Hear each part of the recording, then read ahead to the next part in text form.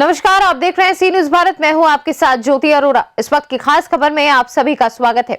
कैराना विधायक नाहिद हसन ने आह्वान कर किसान बिल के विरोध में 14 जनवरी को काला दिवस मनाने की अपील की है। रविवार को कैराना सपा विधायक नाहिद हसन ने एक प्रेस कॉन्फ्रेंस को संबोधित करते हुए कहा है कि आज पूरा देश भाजपा सरकार द्वारा पारित किसान बिल की मुखालफत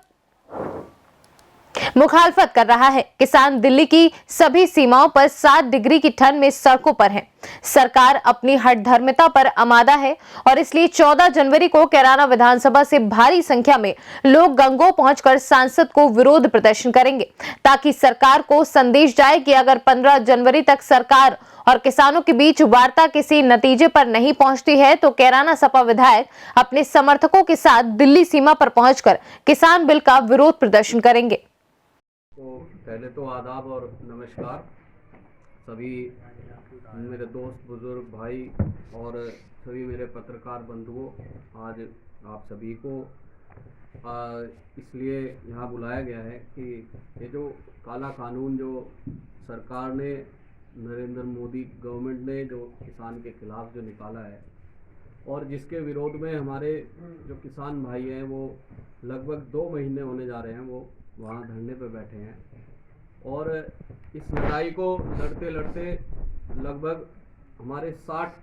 किसान हैं जो शहीद हो गए अब तक। और सरकार के कान पर जू भी नहीं रहेगी और जिस तरीके से जो ये काला कानून लाया गया है, मेरा सिर्फ ये जिस तरीके से चल रही है लड़ाई, उसमें हम लोग भी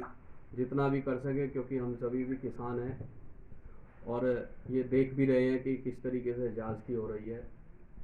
और ये एक बदकिस्मती है कि हिंदुस्तान को ऐसा प्रधानमंत्री मिला है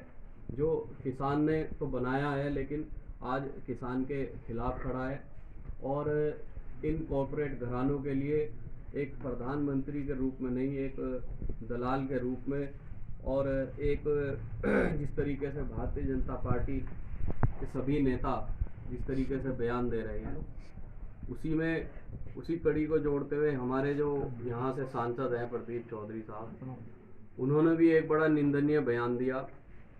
जिसका सबक जो है किसान अपने सही समय पे उनको सिखाने का काम करेगा।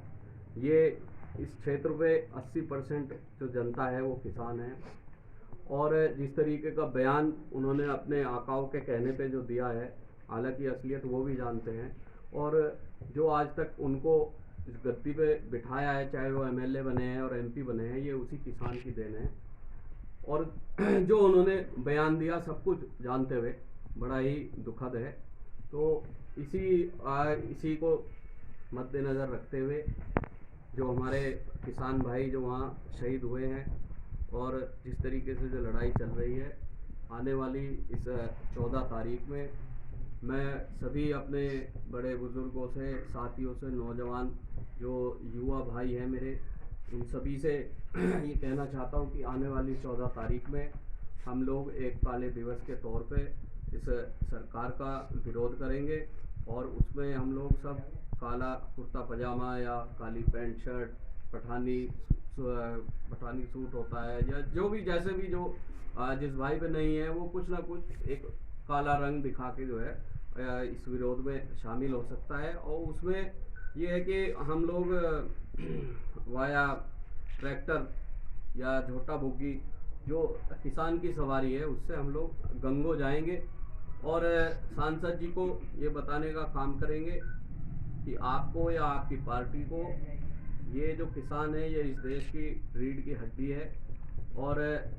अगर इसके साथ आप खिलवाड़ करने की कोशिश करेंगे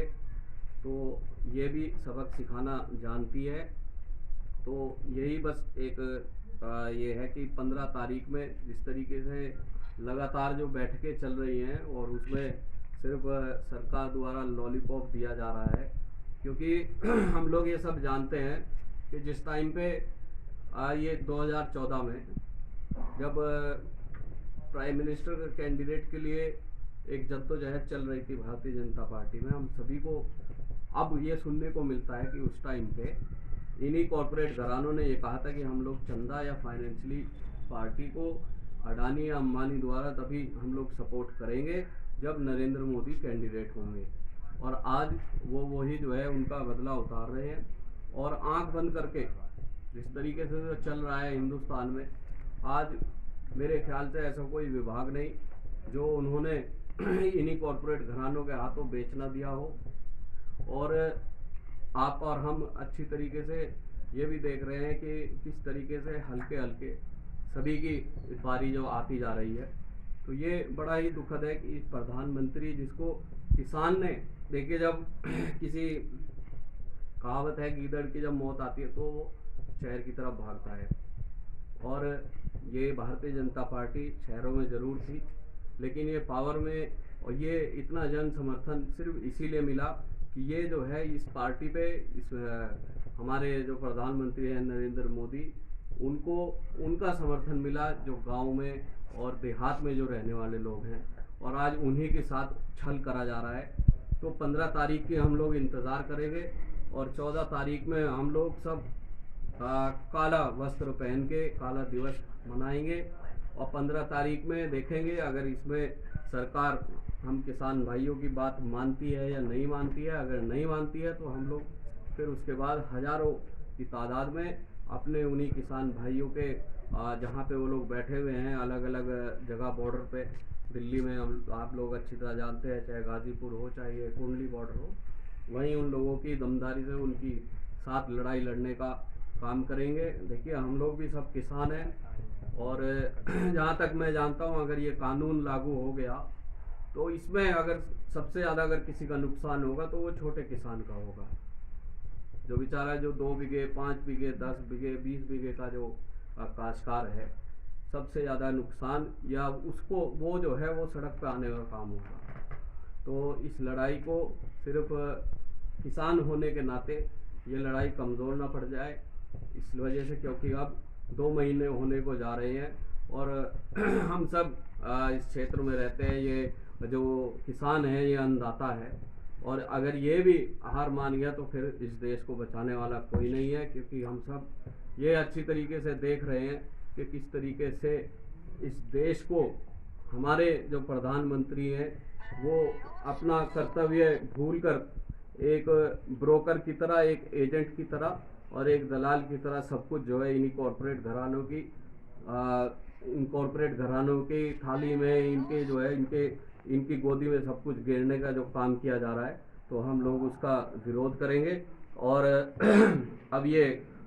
जितना भी हमसे हो पाएगा, अभी तो तन मन धन से जितना भी हमसे हुआ हमने किया, लेकिन अब और जो है उस चीज़ में हम लोग और गति लाएंगे, और जितना भी हो पाएगा